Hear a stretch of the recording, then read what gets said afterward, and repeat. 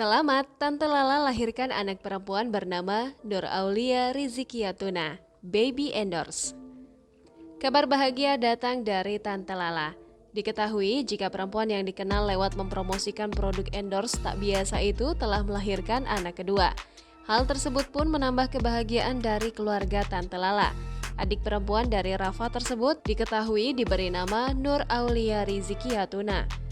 Dilansir dari akun Instagram @lambegosip mengunggah momen setelah Tante Lala melahirkan buah hati keduanya, bayi perempuan yang cantik Nur Aulia Rizkiatuna pada Kamis 26 Mei 2022.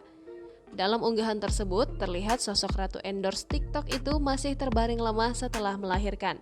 Namun terlihat sosok bayi mungilnya yang cantik yakni Nur Aulia Rizkiatuna.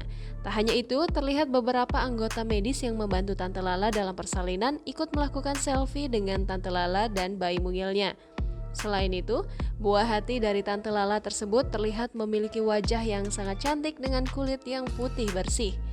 Bayi Nur Aulia Rizkiatuna pun disebut sangat mirip dengan sosok ibunya Tante Lala. Atas kabar bahagia tersebut, sejumlah netizen ikut memberikan komentar.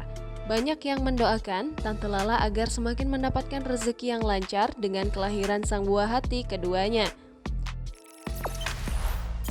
Jangan lupa subscribe, share, komen, dan like ya!